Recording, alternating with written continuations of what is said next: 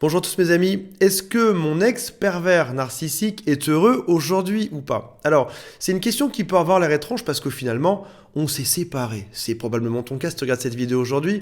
Et du coup, une fois qu'on s'est séparés, qu'importe que l'autre soit heureux ou pas, c'est pas grave. Sauf que dans n'importe quel type de rupture, on se pose forcément ce genre de questions. Et dans le cadre d'une personne qui est perverse narcissique, la question, elle n'est pas faible, la question est gigantesque. Parce que ça nous rendrait malades, parce qu'on a mis beaucoup d'énergie dedans, parce que cette relation nous a détruites, parce que l'autre nous a dit que c'était nous le problème. Et donc du coup, savoir si l'autre est heureux ou pas après la relation, c'est un signe qui est important pour nous de découvrir. Malheureusement, on en a peut-être des signaux aujourd'hui, comme par exemple sur les réseaux sociaux. On voit l'autre super heureux, super heureuse. Ou alors c'est les amis communs qui nous le disent. Waouh, j'ai vu ton ex, il est super en forme, elle est géniale, elle cartonne dans sa vie. Et du coup, on préfère souvent ne pas y penser, rejeter la chose, la mettre plus loin et on en vient même à dire aux amis, écoute, ne me parle juste pas de cette personne-là, je ne veux plus jamais y penser de toute ma vie. Alors aujourd'hui, déterminons si cette chose est vraie, est-ce que ton ex narcissique est plus heureux ou pas. Avant de démarrer, si vous le souhaitez, abonnez-vous à la chaîne, rejoignez le mouvement, vous êtes de plus en plus nombreux, cliquez sur je m'abonne puis sur la cloche qui est juste à côté. Il y a aussi un quiz qui s'appelle est-ce que cette personne est perverse, narcissique ou pas? Et si vous le souhaitez, si votre cas est particulier, appelez mon équipe, il y a un lien en dessous. Des fois en parler ça fait du bien, parfois on a aussi un point de détail à résoudre, donc c'est l'occasion, on est là pour ça. Il y a quelque chose qui est très dur à réaliser, c'est que aujourd'hui, cette personne semble être celle que tu voulais désespérément avoir. Ça semble être la personne heureuse pour qui tu aurais tout donné. Tu voulais juste que cette personne redevienne heureuse comme ça, simple comme au début de la relation, ou même pendant la phase de lune de miel qui a dû durer quelques mois. C'est aujourd'hui ton idéal recherché, cette personne a l'air enfin heureuse, tu te reverrais bien à ses côtés, peut-être même encore mieux.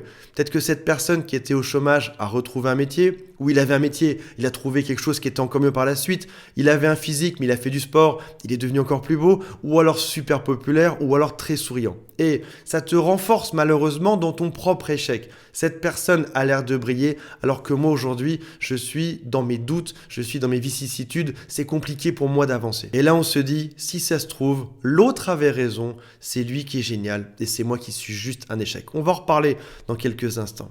Il faut savoir que tu as en face de toi un manipulateur. Tu as une personne qui sait très bien faire semblant.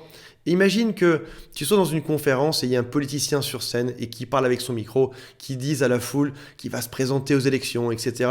Et puis, il sort de la scène, son micro est toujours branché, il ne le sait pas, et là il dit « mais qu'est-ce que je me suis ennuyé ?» Et tous ces gens ont cru à ce que je leur disais, à tous les mensonges que je leur ai dit.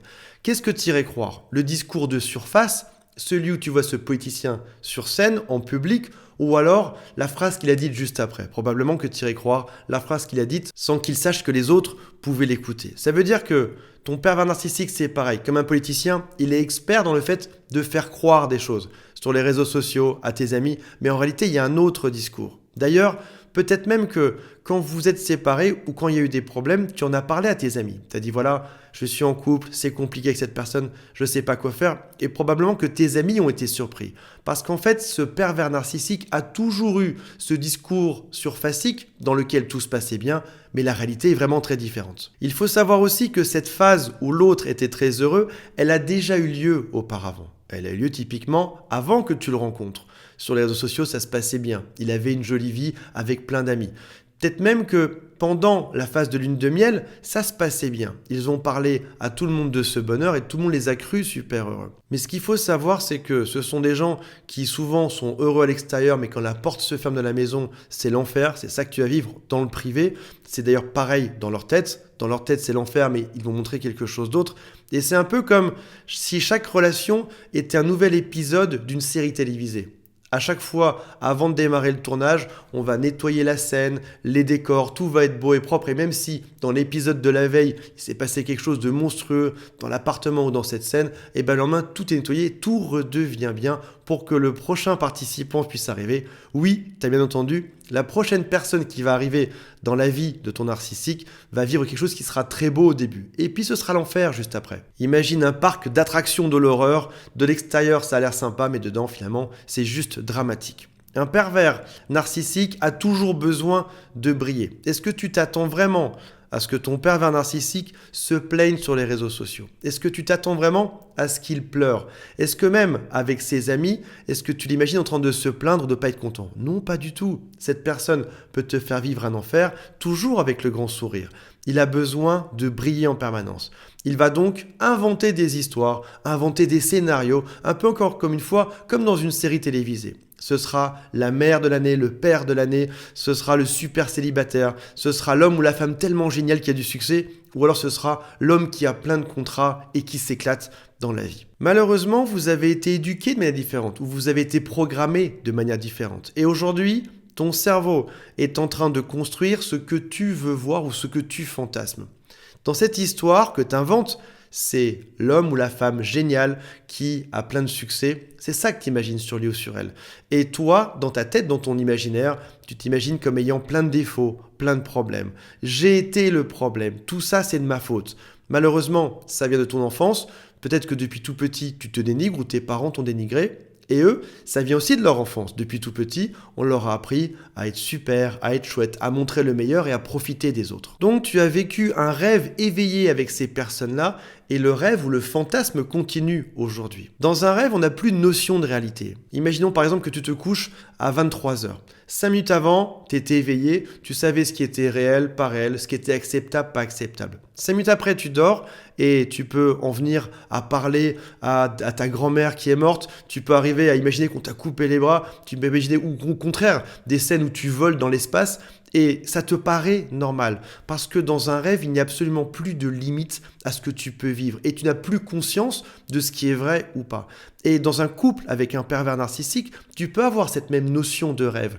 Tu es dans un couple où tu ne sais plus exactement le bien du mal, ce qu'il faut faire, ce qu'il ne faut pas faire, ce qu'il faut accepter ou ce qu'il ne faut pas accepter. Et il y a une théorie qui dit que le pervers narcissique procéderait à quasiment de l'hypnose, tu sais, lorsqu'il parle beaucoup, quand il te fait des soirées entières à te parler, il t'hypnotise à moindre dose et c'est ce qui fait que tout à coup, ton cerveau se laisse guider par ça et on vient accepter des choses qui sont juste pas acceptables. Aujourd'hui, il est important de revenir à la réalité et de se dire « je connais la réalité, je connais cette personne et je sais qu'elle ne sera jamais heureuse ».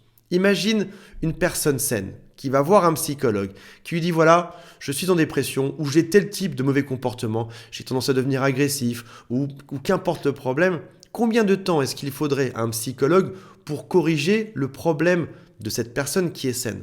Probablement des semaines, encore plus probablement des mois, mais généralement c'est des années. Ça veut dire qu'une thérapie pour changer le comportement d'une personne nécessite réellement des années. Donc, est-ce que ton pervers narcissique a pu changer aussi rapidement? Passer d'une personne sombre, manipulateur, déglingué qui rabaisse l'autre, à tout à coup quelqu'un de génial? Non, c'est impossible. Surtout sur ce genre de profil. Le pervers narcissique ne consulte jamais de psychologue, ne se remet jamais en cause, n'écoute pas les autres. Donc ce genre de profil n'évolue jamais. Tu peux le retrouver dans 15 ans, ce sera toujours la même histoire. Donc pour conclure, un pervers narcissique ne pourra jamais avoir une réelle connexion avec les autres. Ce sera toujours superficiel, ce sera toujours faux, ce sera toujours inventé, ce sera toujours de la manipulation. Il faut aussi comprendre quelque chose, c'est que vous avez des notions du bonheur qui sont très différentes. Par exemple, pour toi, le bonheur, c'est peut-être d'être un bon père, d'être une bonne mère, d'être un super ami, d'avoir une vie équilibrée, saine, de faire le bien autour de toi. Peut-être que le bonheur pour le pervers narcissique, c'est de profiter des autres. Est-ce que tu serais heureuse aujourd'hui ou heureux si tu détruisais les gens, si tu en tirais parti? Est-ce que tu serais heureux aujourd'hui de tromper tout le monde? Est-ce que tu serais heureux de laver le cerveau de quelqu'un, de le détruire psychologiquement, de lui faire des reproches en permanence, de le voir s'effondrer pour réussir à lui soutirer des choses ou à le manipuler? Probablement non. Et s'il y a bien un exemple qui est frappant, c'est que tu as peut-être vu ton pervers narcissique sourire au moment où il te détruisait. Parce que ces personnes sont juste déglinguées. Donc non, ton pervers narcissique ne sera jamais heureux dans le sens où toi tu l'entends. Ce sera une personne qui aura toujours le même type de relation. Et fais-moi confiance, tu ne veux pas retourner là-dedans. Tu ne veux pas être dans ce type de relation avec ce type de personne. Voilà mes amis, je vous rappelle qu'il y a le quiz juste en dessous qui s'appelle « Est-ce que c'est une personne perverse narcissique ou pas ?» Et on se retrouve très prochainement. Salut à tous, bye.